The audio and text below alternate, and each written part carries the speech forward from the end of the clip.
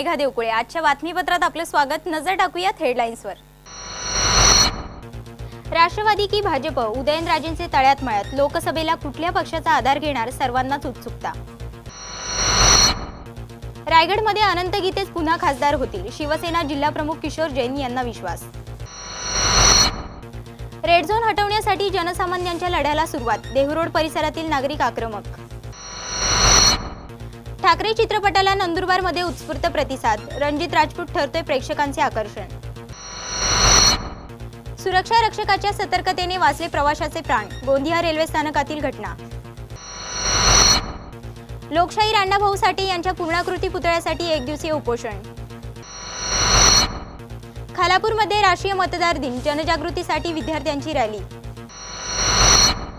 आरक्षणासाठी धनगर समाज एकवटला, पाथर्डीत कार्यकर्त्यांची बैठक। आता बातम्या पाहूयात विस्ताराने। सातारा जिल्ह्यात मुख्यमंत्री देवेंद्र फडणवीस यांचे दौरे वाढले असून राष्ट्रवादीचे खासदार उदयनराजे भोसले हे कार्यक्रमांना उपस्थित राहून मुख्यमंत्र्यांचे कौतुक करतात। राष्ट्रवादीचे पक्षाध्यक्ष शरद पवार यांच्या दौऱ्याच्या वेळीही उदयनराजे पुढे करतात। पुन्हा खासदारकी मिळवण्यासाठी उदयनराजे कोणत्या पक्षाचा आधार घेतात याकडे आता साऱ्यांचेच लक्ष लागले आहे। महिन्याभरात माझं लग्न आहे, काही महिन्यांनी या सगळ्यांचं लग्न आहे। लोकसभेची निवडणूक आहे, अक्षता टाका, त्यावेळी संपल्या असे म्हणू नका। तुम्ही म्हणाला म्हणून टाकून दिल्या असं म्हणू नका। अक्षता आमच्यावरच टाका, अक्षतांसाठी एखादी स्कीम वगैरे काढू नका। हे उदयनराजेंचे वक्तव्य बरेच बोलके आहे।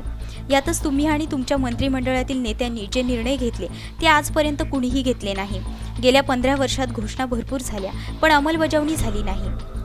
तुम्ही धाडसी निर्णय घेतले आणि अंमलबजावणी केली म्हणून तुमच्या कामाचे कौतुक करायला लागेल, अशी मुख्यमंत्र्यांची उदयनराजेंनी केलेली स्तुती राष्ट्रवादीच्या नेत्यांच्या जखमेवर मीठ चोळणारेच होते।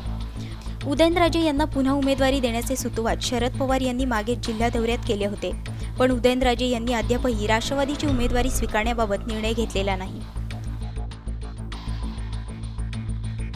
ब्युरो रिपोर्ट, संवाद मराठी लाईव्ह, सातारा। आगामी विधानसभा आणि लोकसभा निवडणुकीचे वारे वेगाने वाहू लागलेत। सर्वच राजकीय पक्षांची निवडणुकांना सामोरे जाण्याच्या दृष्टीने व्यूहरचना सुरू असून शेकाप राष्ट्रवादी आघाडीवर टीका करत कितीही आघाड्या होऊ द्या, अनंत गीतेच पुन्हा बाजी मारतील असा विश्वास शिवसेना रायगड जिल्हाप्रमुख किशोर जैन यांनी व्यक्त केलाय। जिल्हाप्रमुख किशोर जैन यांच्या उपस्थितीत पाली शहर प्रमुख पदाची जबाबदारी प्रदीप गोळे यांच्यावर सोपवण्यात आली। तसेच संजय ओसवाल यांची शिवसेना पाली शाखा संघटकपदी नियुक्ती झाल्याचे पत्र जैन यांच्या हस्ते सुपूर्द करण्यात आले। आगामी विधानसभा आणि लोकसभा निवडणुकीच्या रणसंग्रामाच्या पार्श्वभूमीवर शिवसैनिकांनी आपापसातील मतभेद बाजूला सारून जोमाने कामाला लागावे असे आवाहन जैन यांनी केले। गीते साहेबांची नाळ ही सुधागड वासियांची अगदी जुळलेली असल्यामुळे कुठलंही कसलंही राजकारण किती गोळाबेरीजा समोर आल्या तरी गीते साहेबांसाठी सगळ्यांच्या मनामध्ये एक आदराचं स्थान आहे। प्रदीप गोळे यांनी पक्षाने आणि वरिष्ठांनी आपल्यावर सोपवलेली जबाबदारी निष्ठेने तसेच प्रामाणिकपणे पार पाडणार असल्याची ग्वाही दिली। पक्ष संघटनेला अधिक बळकटी देण्यास प्रयत्नशील असल्याचे स्पष्ट केले।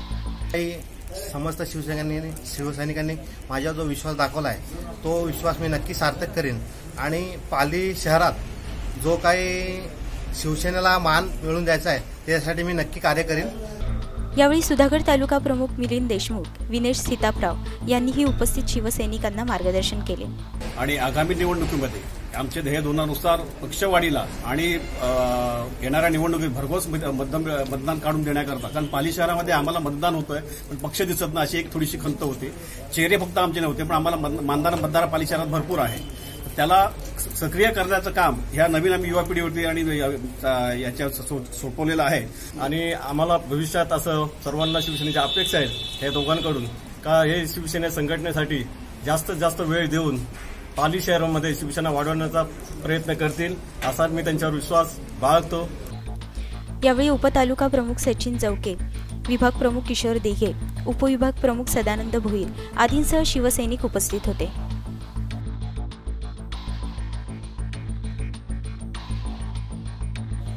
धम्मशील सावंत, संवाद Marathi live, Pali Sudhagad.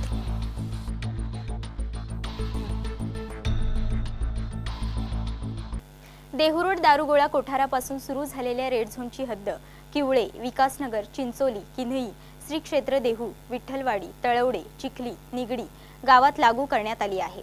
Red zone जाहीर झाला असल्याचे नागरिकांना तब्बल 10 वर्षांनी नकाशा प्रसिद्ध झाल्यानंतर समजले होते। रेड झोनमुळे देहूरोड परिसरातील एकूण 12 गावातील सुमारे 5000 एकर जमीन बाधित झाली आहे। देहूरोड कॅन्टोन्मेंट, पिंपरी चिंचवड महापालिका, प्राधिकरण आदी भागातील सुमारे 70,000 मिळकती, 500 लघुउद्योग, तळवडे IT पार्क, महापालिकेचा झोपडपट्टी पुनर्वसन प्रकल्प, सुमारे 40,000 कामगार आणि 3.5 लाख नागरिक अडचणीत आलेले असताना सरकारी पातळीवर रेड झोन प्रश्न सोडवण्याबाबत अनास्था दिसत असून रेड झोन हटाव देहूरोड बचाव अशी मागणी करत स्थानिक नागरिकांनी केंद्र सरकारच्या संरक्षण विभागाच्या विरोधात 26 जानेवारीपासून शहरातील 2 आमदार आणि 2 खासदार यांच्या घरासमोर जनआंदोलन सुरू केले जाणार आहे। प्रामुख्याने लाखो लोकांना नुकसानकारक आहे। लाखो लोक या रेड झोनमध्ये बाधित आहेत। त्याच्यामुळे अनेक समस्यांना हे लाखो लोक समोर जात आहे।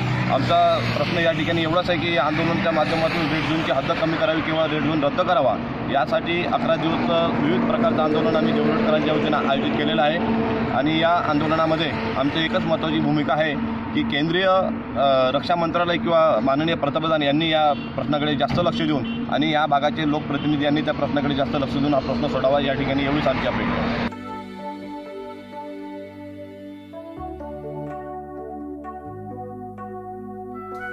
अनिश शेख, संवाद मराठी लाईव्ह, मावळ।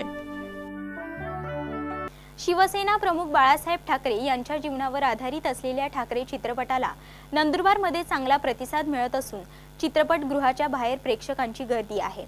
सर्वात आकर्षणाचे केंद्र ठरतोय। बाळासाहेबांच्या चेहऱ्याशी मिळता जुळता चेहरा असलेला रणजित राजपूत चित्रपटाचे प्रमोशन करण्यासाठी रणजित सिंह राजपूत नावाचा अवलिया बाळासाहेब ठाकरे यांच्या वेशभूषेत आला होता। रणजित राजपूत हे बाळासाहेबांचे चाहते आहेत। खरं तर त्यांना या चित्रपटांमध्ये काम करायचं होतं।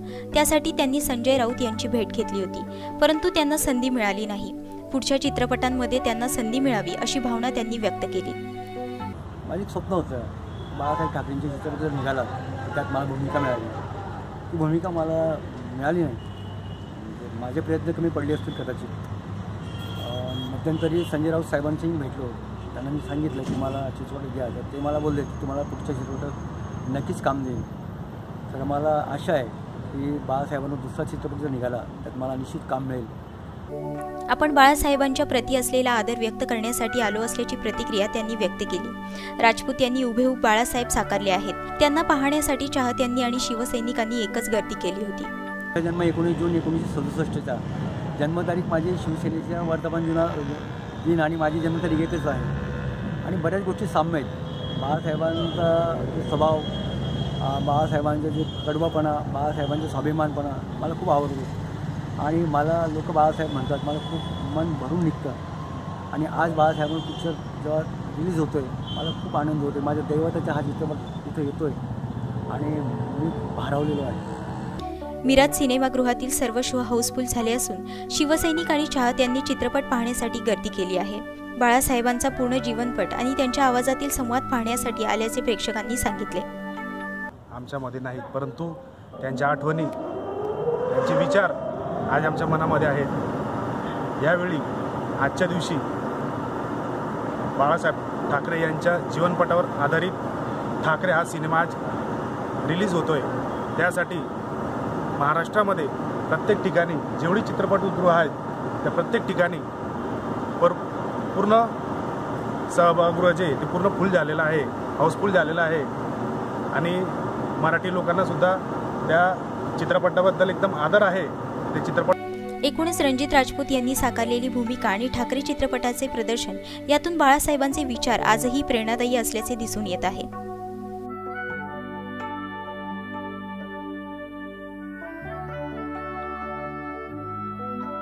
उमेश पांढरकर, संवाद मराठी लाईव्ह, नंदुरबार। बातमीपत्रात वेळ झाली छोट्याशा विश्रांतीची। कुठेही जाऊ नका, पाहत राहा संवाद मराठी लाईव्ह। श्री गणपती संस्थान महड, तालुका खालापूर, जिल्हा रायगड। श्री वरदविनायकाच्या भक्तांसाठी भक्त निवासाची सोय, स्वच्छता आणि 24 तास गरम पाणी, सीसीटीव्हीची नजर। आगाऊ नोंदणीसाठी संपर्क करा 021 92 26 69 12 72 76 47 38 54। ग्रुप ग्रामपंचायत अतकरगाव विविध विकास कामांचा भूमिपूजन सोहळा शनिवार दिनांक 26 जानेवारी 2019 रोजी सकाळी 11 वाजता। निमंत्रक श्री समीर संभाजी देशमुख उपसरपंच, सौ सीमा नितीन तवळे सरपंच, सर्व सन्मान्य सदस्य, ग्रुप ग्रामपंचायत अतकरगाव, तालुका खालापूर। विश्रांतीनंतर बातमीपत्रात आपलं पुन्हा एकदा स्वागत। पाहूयात उर्वरित घडामोडी। गोंदिया रेल्वे स्थानकावर रेल्वे सुरक्षा रक्षकांनी दाखवलेल्या सतर्कतेने धावत्या रेल्वे गाडीतून खाली पडत असलेल्या प्रवाशाचे प्राण वाचले आहेत। ही घटना रेल्वे स्थानकात लावलेल्या सीसीटीव्ही कॅमेऱ्यात कैद झाली असून सुरक्षा रक्षकाचे कौतुक होते। मुंबई ते हावडा शालिमार एक्सप्रेस 4 वाजताच्या सुमारास गोंदिया स्थानकावर पोहोचली। यावेळी एक प्रवासी धावत्या रेल्वे गाडीतून खाली उतरत असताना खाली पडला। ही गोष्ट कर्तव्य बजावत असणारे पोलीस शिपाई एकनाथ बाणबले यांच्या लक्षात येताच त्यांनी त्या व्यक्तीला हात देऊन वर ओढत त्यांचे प्राण वाचवले। त्यानंतर त्या व्यक्तीला प्राथमिक उपचारासाठी रेल्वे रुग्णालयात दाखल करण्यात आले। राजेश कुमार तायवाडे, संवाद मराठी लाईव्ह, गोंदिया। क्रांतीवीर लहुजी शक्ती सेना आणि मातंग समाजाच्या वतीने निलंगा उपविभागीय कार्यालयासमोर साहित्यरत्न लोकशाहीर अण्णाभाऊ साठे यांचा पूर्णाकृती पुतळा बसवण्यात यावा या मागणीसाठी 1 दिवसीय उपोषण करण्यात आले। साहित्यरत्न लोकशाहीर अण्णाभाऊ साठे यांचा पूर्णाकृती पुतळा बसवण्यासाठी जागा नसल्याने अनेक वर्षांपासून मातंग समाजाची ही मागणी पूर्ण झालेली नाही। मातंग समाज स्मशानभूमी गेटसमोर पुतळा बसवण्यात यावा अथवा स्वतंत्र जागा उपलब्ध करून देऊन पूर्णाकृती पुतळा बसवण्यात यावा या मागणीसाठी आंदोलन करण्यात आले। साहित्यरत्न लोकशाहीर अण्णाभाऊ साठे यांचा पुतळा निलंगा शहरामध्ये त्वरित बसवण्यात यावा यासाठी आम्ही संघटनेच्या वतीनं आम्ही या ठिकाणी 1 दिवसीय आमरण उपोषण करत आहोत। मी या ठिकाणी प्रशासनाला विनंती करतो की त्यांनी त्वरित या ठिकाणी साहित्यरत्न अण्णाभाऊ साठे यांचा पुतळ्याचं नियोजन करावं, मी असे संघटनेच्या वतीनं मागणी करतो। निलंगा तालुक्यात सर्व महापुरुषांचे पुतळे आहेत, पण निलंगा शहरात अण्णाभाऊ साठे यांचा पुतळा नाही। महाराष्ट्रामध्ये सगळे पुतळे आहेत, अण्णाभाऊचे पुतळे आहे, आंबेडकरचा पुतळा आहे, महात्मा गांधीचा पुतळा आहे, महापुरुषांचा सर्वांचा पुतळा आहे, परंतु आमच्या निलंग्यामध्ये अण्णाभाऊचा पुतळा नाही। वंचित बहुजन आघाडी आणि शहीद टिपू सुलतान संघटना यांनी या आंदोलनाला जाहीर पाठिंबा दिला होता। मुजीब सौदागर, संवाद मराठी लाईव्ह, निलंगा, लातूर। राष्ट्रीय मतदार दिनानिमित्त खालापूर तहसील कार्यालयाच्या पुढाकाराने मतदार जनजागृती करण्यासाठी स्वामी विवेकानंद विद्या मंदिराच्या विद्यार्थ्यांनी रॅली काढली होती। यावेळी उपस्थित मान्यवरांनीही मतदानाबद्दलचे महत्त्व पटवून दिले। खालापूरचे तहसीलदार इरेश चप्पलवार आणि पोलीस निरीक्षक विश्वजित काईंगडे यांनी मार्गदर्शन करतानाच मतदानाबद्दल घोषणा देऊन मतदानाचे महत्त्व यावेळी बोलताना पटवून दिले। विद्यार्थी मित्रांनो, माझं आव्हान आहे की तुम्ही तुमच्या घरच्या पालकांना, आईवडिलांना, तुमच्या नातेवाईकांना सगळ्यांना आवर्जून सांगा की त्यांनी निर्भयपणे बाहेर पडलं पाहिजे आणि आपल्या मतदानाचा हक्क बजावला पाहिजे। मतदान हा त्यांचा अधिकार आहे आणि त्याच वेळेला आपली लोकशाही मजबूत करण्यासाठीचं ते एक कर्तव्य पण आहे। तर त्यामुळे कुठल्याही परिस्थितीत त्या दिवशी आपलं राष्ट्रीय कर्तव्य जोपासण्यासाठी म्हणून आपल्या पालकांना, आपल्या नातेवाईकांना तुम्ही प्रवृत्त करा मतदान करण्यासाठी। भारतामध्ये सगळ्या ठिकाणी ह्या दिवसाचं महत्त्व काय आहे तर प्रत्येक नागरिकाचं एक कर्तव्य आहे, अधिकार आहे, त्याला एक अधिकार मिळणार आहे की मतदान केल्यानंतर आपण जेव्हा मतदान करतो ते मतदान केल्यानंतर आपल्याला काय अधिकार प्राप्त होतो, तो ही एक खरी लोकशाही ह्यामधून निर्माण होणार आहे।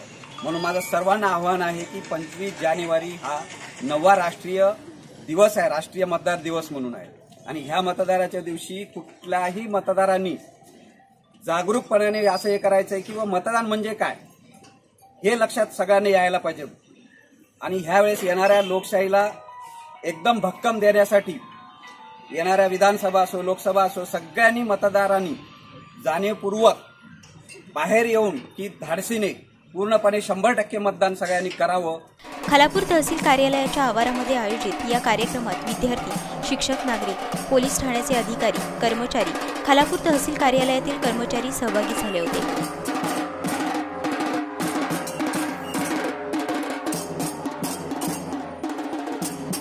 प्रसाद अटक, संवाद मराठी लाईव्ह, खालापूर। अहमदनगर जिल्ह्यातील पाथर्डी शहरातील धनगर समाजातील कार्यकर्त्यांची बैठक आंबेडकर भवनात आयोजित करण्यात आली होती। या बैठकीच्या अध्यक्षस्थानी नानासाहेब पडळकर हे होते। प्रमुख पाहुणे म्हणून मल्हार महासंघाचे जिल्हाध्यक्ष अरुण मतकर उपस्थित होते। धनगर समाजाला आरक्षण मिळाले पाहिजे हे सर्वांचे म्हणणे असून सरकारने आरक्षणाच्या बाबतीत वेळकाढूपणा चालवून समाजातील गरीब जनतेला वेठीला धरले असल्याची टीका अरुण मतकर यांनी केली। आरक्षणाच्या मुद्द्यावर जिल्हा मेळावा घेण्यासाठी या बैठकीत निर्णय घेण्यात आला। आरक्षण न मिळाल्यास सरकारविरोधात तीव्र लढा उभारला जाणार असून सर्व समाज बांधवांनी या लढ्यात सामील व्हावे असे आवाहन करण्यात आले।